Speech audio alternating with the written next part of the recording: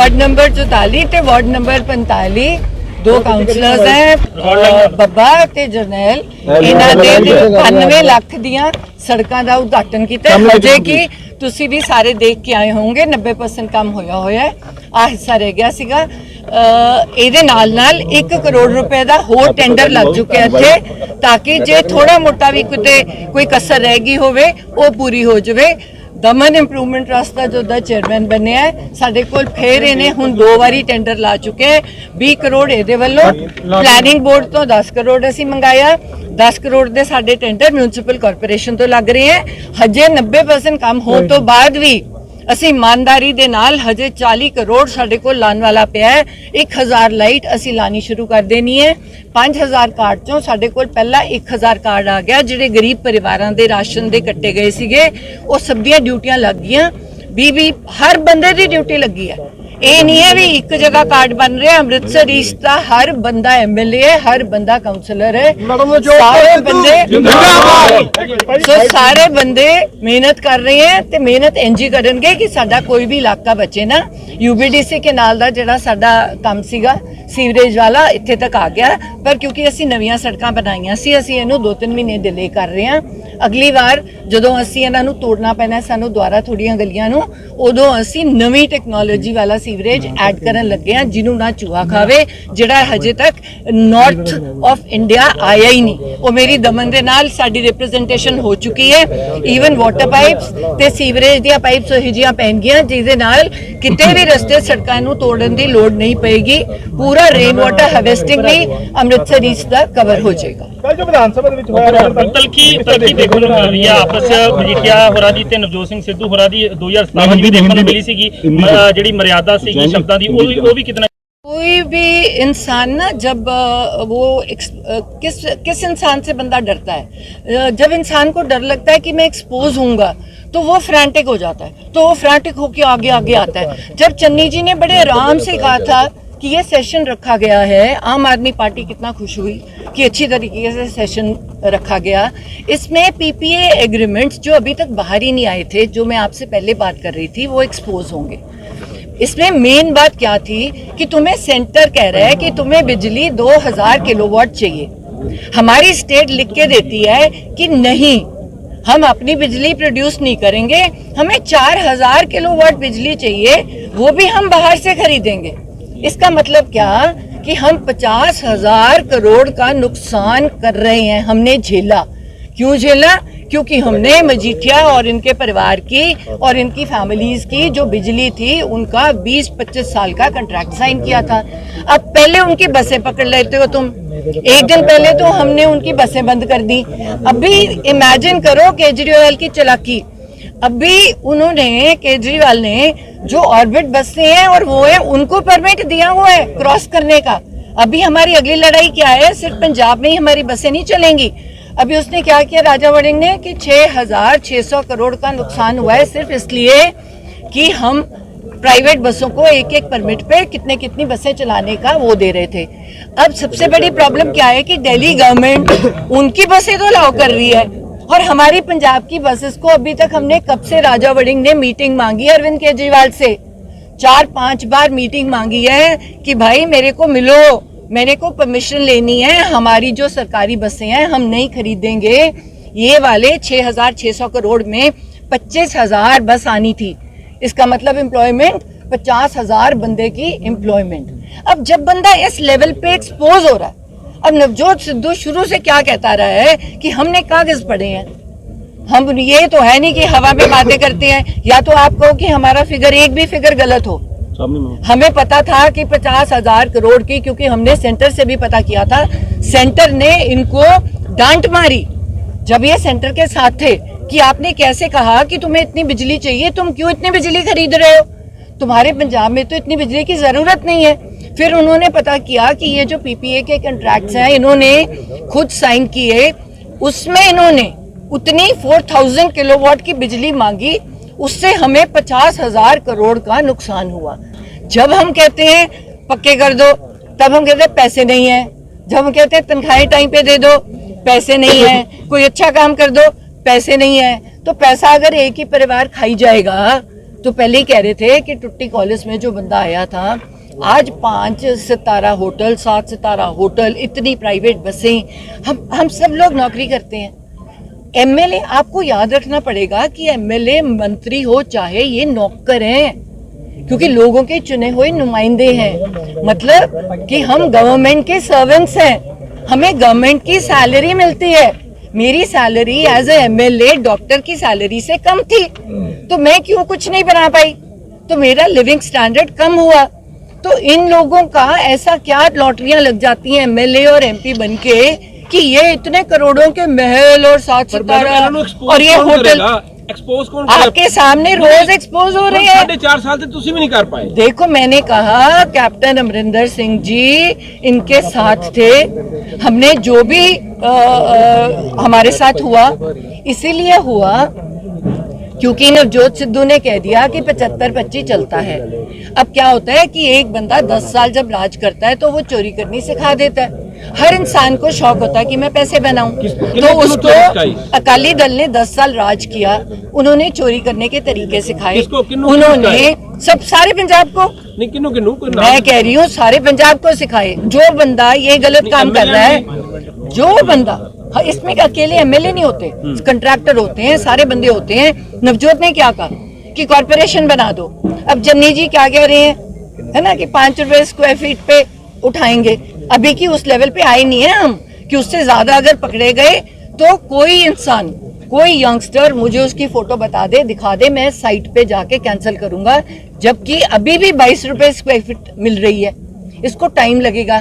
जब फिक्स हो गई, ये नवजोत का क्या रोना था शुरू से कि फिक्स कर दो, जो हमारा यूथ बाहर जा रहा है, हमारी सारी पंजाब की रिस्पॉन्सिबिलिटी बनती है कि हम ये जो चोरियां हो रही हैं, चाहे बसों में थी, चाहे लिकर माफिया में थी, चाहे सैंड माफिया में थी, हम पिछले पे क्यों जाएं? अब हम लोकल बॉडीज मिनिस्ट्री में थे, पुरानी फाइलों में क्यों जाएं? तुम नए रूल्स ऐसे बनाओ जिसमें कोई गलत कर ही ना सके। मैडम, या तो तुम प्रोग्रेसिव चल रहे हो।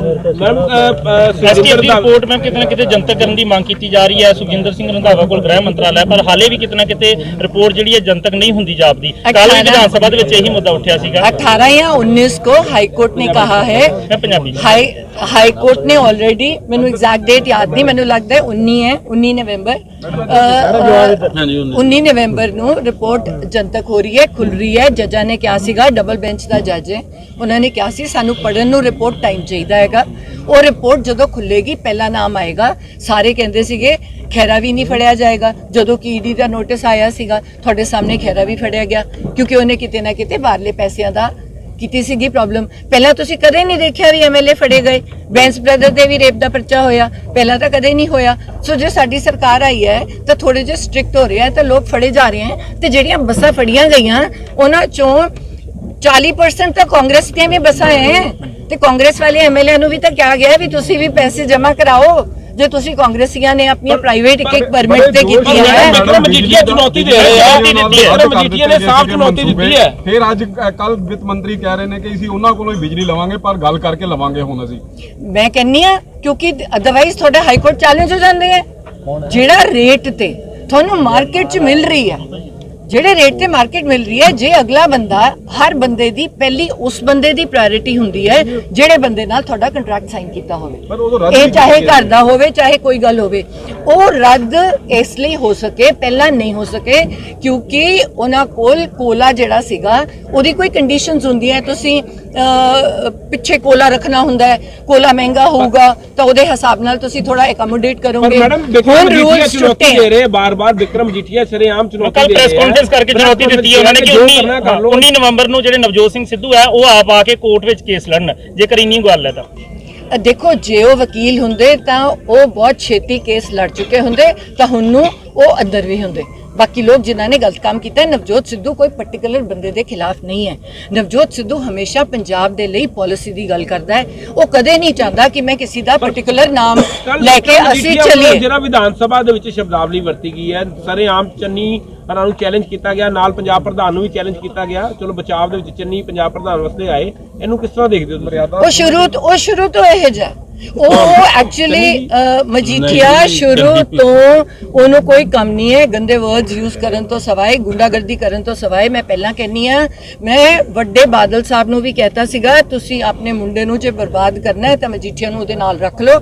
ਜੇ ਤੁਸੀਂ ਚਾਹੁੰਦੇ ਹੋ ਕਿ ਅਕਾਲੀ ਦਲ ਨੂੰ ਬਚਾ ਲਓ ਤੇ ਆਪਣੇ ਮੁੰਡੇ ਨੂੰ ਬਚਾ ਲਓ ਉਹਦੇ ਤੋਂ, ਤਾਂ ਮਜੀਠੀਆ ਨੂੰ ਪਾਸੇ ਕਰ ਦਿਓ, ਕਿਉਂਕਿ ਜਿਹੜੀ ਗੁੰਡਾਗਰਦੀ ਅਕਾਲੀ ਦਲ 'ਚ ਆਈ ਉਹ ਮਜੀਠੀਆ ਕਰਕੇ ਆਈ। ਉਹਨੇ ਸਿਖਾਇਆ ਯੰਗਸਟਰਸ ਨੂੰ ਕਿਵੇਂ ਪੈਸੇ ਕਮਾਣੇ ਹੈ ਡਰੱਗਸ ਦੇ ਥਰੂ, ਈਜ਼ੀ ਮਨੀ ਕਿਵੇਂ ਲੈ ਕੇ ਆਣੀ ਹੈ। ਜਿੰਨੇ ਝੂਠੇ ਪਰਚਿਆਂ ਦੇ ਨਾਮ ਆਏ, ਮੈਂ ਬਚਪਨ ਤੋਂ ਨਹੀਂ ਸੁਣਿਆ ਕਦੇ ਵੀ ਕੋਈ ਬੰਦਾ ਸਟੇਟ 'ਚ ਨਾ ਹੋਵੇ, ਡਿਸਟ੍ਰਿਕਟ 'ਚ ਨਾ ਹੋਵੇ, ਕੋਈ ਜਿਹਨੇ ਗਲਤ ਕੰਮ ਹੀ ਨਾ ਕੀਤਾ ਹੋਵੇ, ਉਹਦੇ ਸਕੂਟਰ ਦੇ ਵਿੱਚ ਕੋਈ 10 ਗ੍ਰਾਮ ਸੁੱਟ ਗਿਆ, ਉਹਦੇ ਘਰ 'ਚ ਕੋਈ ਸੁੱਟ ਗਿਆ, ਪਰਚਾ ਹੋ ਗਿਆ। ਅੱਜ ਕੱਲ੍ਹ ਲੋਕ ਪਰਚੇ ਦੀ ਐਂ ਗੱਲ ਕਰਦੇ ਆ, ਸਾਰੀ ਮਜੀਠੀਆ ਦੀ ਦੇਣ ਹੈ। ਫਲਾਣੇ ਬੰਦੇ ਨੇ ਮੇਰੀ ਗੱਲ ਨਹੀਂ ਸੁਣੀ, ਪਰਚਾ ਕਰ ਦੋ ਸਵੇਰੇ ਉਹਦੇ ਤੇ ਫਲਾਣੇ ਦਾ। ਇਹ ਪਹਿਲੀ ਵਾਰ ਇਹ 307 ਦਾ ਪਰਚਾ ਲਓ ਜੀ। 307 ਦਾ ਸਭ ਤੋਂ ਸ਼ਰੀਫ ਬੰਦਾ।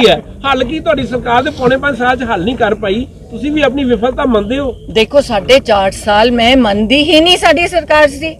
ਸਾਡੇ ਕੈਪਟਨ ਅਮਰਿੰਦਰ ਸਿੰਘ ਜੀ ਟੋਟਲੀ ਉਹਨਾਂ ਦੇ ਨਾਲ ਰਲੇ ਹੋਏ ਸੀ, ਉਹਦੇ ਪਿੱਛੇ ਸਾਨੂੰ ਸਾਡੇ ਡਿਪਾਰਟਮੈਂਟ ਤੋਂ ਉਤਾਰਿਆ ਗਿਆ। ਮੈਂ ਕੀ ਕਰੋਗੇ? ਆਤਮ ਹੱਤਿਆ ਕਰ ਲਿੱਤੀ ਹੈ, ਬੁਲਾਰੀਏ ਦੇ ਪੀਏ ਦਾ ਨਾਮ ਆਇਆ, ਨਾਲ ਬੁਲਾਰੀਏ ਦਾ ਨਾਮ ਲੈਂਦੇ ਪਏ ਨੇ ਕਿ ਇਹਨਾਂ ਕਿ ਧੱਕਾਸ਼ਾਹੀ ਸਾਡੇ ਨਾਲ ਕੀਤੀ ਹੈ ਕਿ ਆਖਿਰਕਾਰ ਮਰਨ ਦਾ ਰਸਤਾ ਸਹੀ ਹੋ ਜਾਣਾ। ਦੇਖੋ ਇਹ ਜਿਹੜੀ ਵੀ ਗੱਲ ਹੈ, ਇਹ ਬਹੁਤ ਸੈਂਸਿਟਿਵ ਮੈਟਰਸ ਹੈ। ਮੈਂ ਕਦੇ ਵੀ ਕਿਸੇ ਵੀ ਇਹੋ ਜਿਹੇ ਬੰਦੇ ਨੂੰ ਸਪੋਰਟ ਨਹੀਂ ਕਰਦੀ, ਚਾਹੇ ਉਹ ਮੇਰਾ ਆਪਣਾ ਪਰਿਵਾਰ ਦਾ ਬੰਦਾ ਹੋਵੇ, ਕੋਈ ਬੰਦਾ ਹੋਵੇ ਜਿਹਦੇ ਕਰਕੇ ਮਜਬੂਰ ਹੋ ਕੇ ਕਿਸੇ ਵੀ ਪੰਜਾਬੀ, ਕਿਸੇ ਵੀ ਬੰਦੇ ਨੂੰ ਗਲਤ ਸਟੈਪ, ਕੋਈ ਆਪਣੀ ਜਾਨ ਨਾਲ ਸਟੈਪ ਲੈਣਾ ਪਵੇ। ਸੋ ਮੈਂ ਬਿਲਕੁਲ ਇਹਦੇ ਅਗੇਂਸਟ ਆ, ਪਰ ਮੈਂ ਹਮੇਸ਼ਾ ਇਹੀ ਚਾਹਨੀ ਆ ਕਿ ਜਿਹੜੀ ਇਨਵੈਸਟੀਗੇਸ਼ਨ ਹੈ ਬਹੁਤ ਫੇਅਰ ਹੋਣੀ ਚਾਹੀਦੀ ਹੈ। ਪਹਿਲੀ ਵਾਰ ਪੋਲਿਟਿਕਸ ਜਾ ਕੇ ਮੈਂ ਝੂਠੇ ਪੁਲਿਸ ਕੇਸ ਦੇਖੇ ਹੈ, ਝੂਠੇ ਪਰਚੇ ਦੇਖੇ ਹੈ, ਝੂਠੀਆਂ ਰਿਪੋਰਟਾਂ ਦੇਖੀ ਹੈ, ਜਾਲੀ। ਮੈਂ ਜਦੋਂ ਡਾਕਟਰ ਸੀ ਮੈਨੂੰ ਪਤਾ ਨਹੀਂ ਸੀ ਕਿ ਇਹ ਜਾਲੀ ਕਿਵੇਂ ਹੱਡੀਆਂ ਤੋੜੀਆਂ ਜਾਂਦੀਆਂ। ਇਹ ਮੈਂ ਪਹਿਲੀ ਵਾਰ ਦੇਖਿਆ ਵੀ ਤੁਹਾਡਾ ਸਿਰ ਫਾੜਿਆ ਗਿਆ, ਜਾਲੀ ਹੈ, ਬਲੇਡ ਰੱਖ ਕੇ ਤੁਸੀਂ ਹੱਡੀ ਟੁੱਟੀ ਦਿਖਾ ਰਹੇ ਹੋ, ਇਹ ਪਹਿਲੀ ਵਾਰ ਦੇਖਿਆ ਗਿਆ।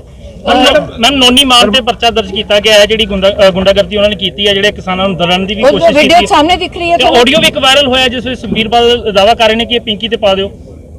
ਦੇਖੋ ਉਹ ਤਾਂ ਜਿਹੜੀ ਗੱਡੀ ਵਾਲਾ ਮੈਂ ਦੇਖਿਆ, ਮੈਂ ਸੁਖਬੀਰ ਬਾਦਲ ਦੀ ਆਡੀਓ ਨਹੀਂ ਸੁਣੀ, ਮੈਂ ਵੀ ਝੂਠ ਬੋਲਾਂ।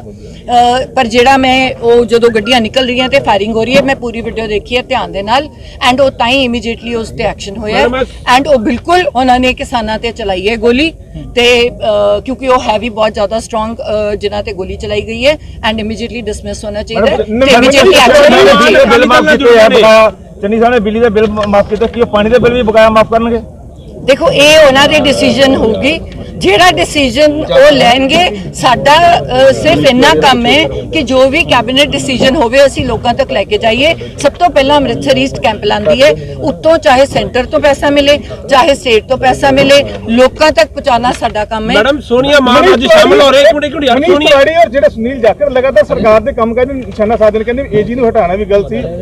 ਕਿਤੇ ਨਾ ਕਿਤੇ ਇਹ ਗੱਲ ਜ਼ਰੂਰ ਸਾਹਮਣੇ ਆ ਰਹੀ ਕਿ ਨਵਜੋਤ ਸਿੰਘ ਸਿੱਧੂ ਜਿਹੜੇ ਆ ਉਹ ਸਰਕਾਰ ਦੇ ਕੰਮਾਂ 'ਚ ਦਖਲਅੰਦਾਜ਼ੀ ਕਰ ਰਹੇ ਨੇ, ਹੈਵੀ ਹੋ ਰਹੇ ਨੇ ਸਰਕਾਰ ਤੇ, ਤੇ ਉਹਨਾਂ ਦੀਆਂ ਜਿਹੜੀਆਂ ਮੰਨਾਈਆਂ ਨੇ ਉਹ ਮੰਨੀਆਂ ਜਾ ਰਹੀਆਂ ਨੇ, ਕਿਉਂਕਿ ਤੁਹਾਡੀ ਸਰਕਾਰ ਦੇ ਲੋਕ ਕਹਿ ਰਹੇ ਨੇ। ਦੇਖੋ ਬੰਦਾ ਉਹੀ ਸੱਚਾ ਹੁੰਦਾ ਹੈ, ਉਹਦੀ ਮੰਨੀ ਜਾਂਦੀ ਹੈ ਜਿਹੜੀ ਸੱਚੀ ਗੱਲ ਕਰਦਾ ਹੈ।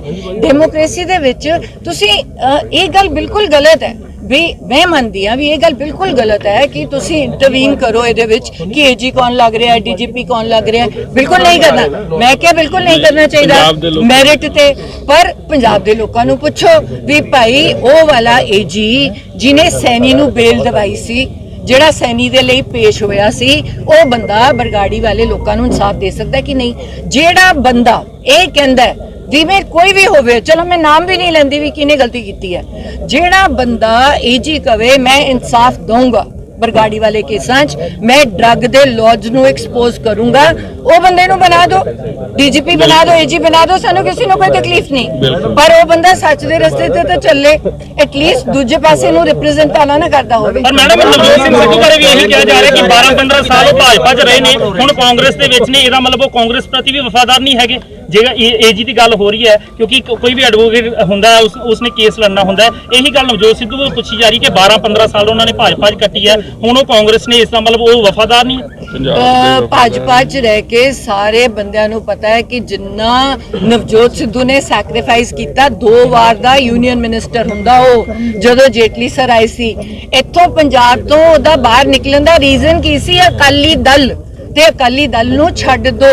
ਉਹਨਾਂ ਨੇ ਨਹੀਂ ਛੱਡਿਆ, ਬਾਅਦ 'ਚ ਵੀ ਤਾਂ ਛੱਡਿਆ, ਬਾਅਦ 'ਚ ਗੱਲ ਮੰਨੀ, ਪਹਿਲਾਂ ਮੰਨ ਲੈਂਦੇ।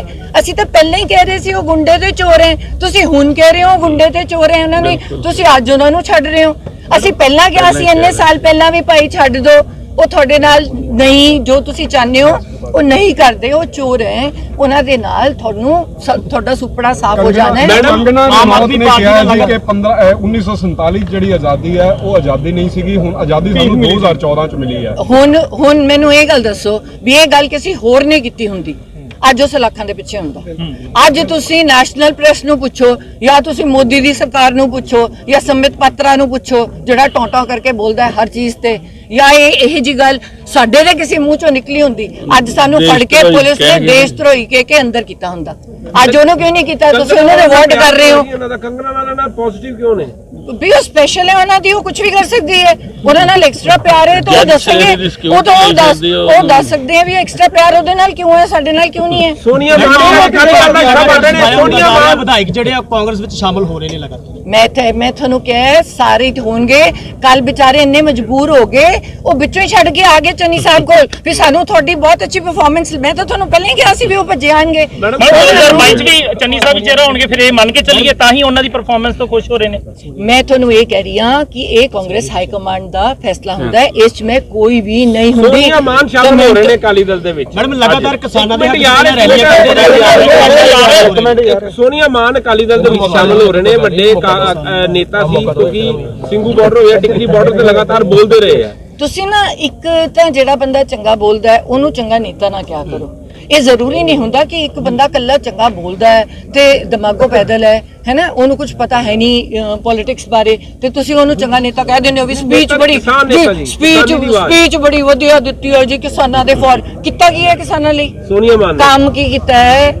ਕੁਝ ਭਲਾ ਕੀਤਾ ਹੈ ਕਿਸਾਨਾਂ ਲਈ, ਕੁਝ ਸੈਕਰੀਫਾਈਸ ਕੀਤਾ ਹੈ? ਕੱਲੀ ਸਪੀਚ ਬੋਲਣ ਨਾਲ ਮੈਂ ਇੰਡਸਟਰੀ ਛੱਡ ਦਿੱਤੀ ਹੈ, ਪੰਜਾਬੀ ਇੰਡਸਟਰੀ ਮੈਂ ਛੱਡ ਦਿੱਤੀ ਹੈ, ਅਸੀਂ ਵੀ ਛੱਡੀ ਹੈ, ਉਹਨੇ ਕੁਰਬਾਨੀ ਦਿੱਤੀ, ਮੈਂ ਅਸੀਂ ਵੀ ਦਿੱਤੀ ਹੈ, ਮੈਂ ਡਾਕਟਰੀ ਦੀ ਦਿੱਤੀ ਹੈ, ਮੇਰੇ ਘਰ ਵਾਲੇ ਨੇ 25 ਕਰੋੜ ਰੁਪਏ ਸਾਲ ਦਾ ਛੱਡਿਆ ਹੈ, ਪਰ ਪੰਜਾਬ ਦੇ ਭਲੇ ਲਈ। ਆ ਕਿਆ ਵੀ ਪੀਪੀਏ ਦੇ ਤੁਸੀਂ ਖੋਲੋ, ਮੈਂ ਪੰਜਾਬ ਦੇ ਭਲੇ ਵਾਸਤੇ ਅਕਾਲੀ ਦਲ ਨੂੰ ਜੁਆਇਨ ਕਰ ਰਹੀ ਹਾਂ। ਜਦੋਂ ਕਰੂਗੀ ਦੇਖਾਂਗੇ। ਪੈਸੇ ਦੀ ਕਮੀ ਹੋਣੀ ਹੈ, ਉਧਰੋਂ ਨਹੀਂ ਕੁਝ ਮਿਲਿਆ ਹੋਣਾ, ਇੱਧਰ ਅੱਜ ਆ ਰਹੀ ਹੈ, ਪਰ ਇੱਥੇ ਕੁਝ ਨਹੀਂ ਬਣਨ ਵਾਲਾ। ਜੇ ਮੇਰੇ ਵੱਲੋਂ ਉਹਨਾਂ ਤੱਕ ਸਲਾਹ ਪਹੁੰਚਾ ਸਕੋ ਤਾਂ ਪਹੁੰਚਾ ਦਿਓ ਕਿ ਗਲਤੀ ਨਾ ਕਰੀ। ਅਕਾਲੀ ਦਲ ਦਾ ਫਿਊਚਰ ਤੁਹਾਨੂੰ ਦਿਖ ਰਿਹਾ ਉਹਨਾਂ ਦੀਆਂ ਰੈਲੀਆਂ ਦੇ ਵਿੱਚ, ਪਿਛਲੀਆਂ 75% ਕੁਰਸੀਆਂ ਖਾਲੀ ਹੁੰਦੀਆਂ ਨੇ, ਜਿਹੜੇ ਬੱਸਾਂ ਚੋਂ ਬੰਦੇ ਨਿਕਲਦੇ ਨੇ ਉਹਨਾਂ ਦੇ ਆ ਕੇ ਪਿੰਡ ਵਾਲੇ ਡਾਂਗਾ ਮਾਰ ਰਹੇ ਨੇ ਵੀ ਤੁਸੀਂ ਗਏ ਕਿਵੇਂ ਉਹਨਾਂ ਦੀ ਰੈਲੀ ਤੇ, ਸਾਲੇ ਬੋਤਲਾਂ ਪਿੱਛੇ ਵਿਕ ਗਏ, ਉਹਨਾਂ ਨੂੰ ਡਾਂਗਾ ਪੈ ਰਹੀਆਂ। ਤੁਸੀਂ ਵੀ ਸੋਸ਼ਲ ਮੀਡੀਆ ਦੇਖ ਰਹੇ ਹੋ, ਮੈਂ ਵੀ ਸੋਸ਼ਲ ਮੀਡੀਆ ਦੇਖ ਰਹੀ ਹਾਂ। ਆਰਬਿਟ ਦੀਆਂ ਬੱਸਾਂ ਤੁਸੀਂ ਕਹਿ ਰਹੇ ਹੋ ਆਰਬਿਟ ਦੀਆਂ ਬੱਸਾਂ ਦਿੱਲੀ ਜਾਂਦੀਆਂ ਜਿਹੜੇ ਆਮ ਇੱਕ ਮਿਲੀ ਵਗਦਾ ਫਿਰ ਮੈਂ ਕਹਿੰਦੀ ਹਾਂ ਕਿ ਕੇਜਰੀਵਾਲ ਕਿਵੇਂ ਆਪਣੇ ਆਪ ਨੂੰ ਸੱਚਾ ਕਹਿ ਰਿਹਾ, ਜਦੋਂ ਉਹਨਾਂ ਦੀਆਂ ਬੱਸਾਂ ਪ੍ਰਾਈਵੇਟ ਬੱਸਾਂ ਲਾਓ ਕਰ ਰਹੇ ਦਿੱਲੀ ਚੋਂ ਕ੍ਰਾਸ ਕਰਨ ਨੂੰ, ਸਰਕਾਰੀ ਬੱਸ ਕਿਉਂ ਨਹੀਂ? ਅਸੀਂ ਇਹ ਕਹਿੰਦੇ ਹਾਂ ਕਿ 80% ਸਰਕਾਰੀ ਕੰਮ ਹੋਣਾ ਚਾਹੀਦਾ ਹੈ, ਤਾਂ ਸਰਕਾਰੀ ਨੌਕਰੀਆਂ ਮਿਲਣਗੀਆਂ, ਤਾਂ ਪੰਜਾਬ ਆਪਣੇ ਪੈਰਾਂ ਤੇ ਖੜਾ ਹੋਏਗਾ। ਜਾਣਦੇ ਕਿ ਪੰਜਾਬ ਨੂੰ ਫਾਈਨੈਂਸ਼ੀਅਲੀ ਨੁਕਸਾਨ ਕੀਤਾ ਜਾ ਰਿਹਾ ਹੈ। ਐਬਸੋਲੂਟਲੀ ਪ੍ਰਾਈਵੇਟ ਉਹ ਕਰਨ ਦੇ ਬਾਅਦ ਇਸ 'ਚ ਉਹ ਦੋਸ਼ੀ ਹੈ ਬਰਾਬਰ।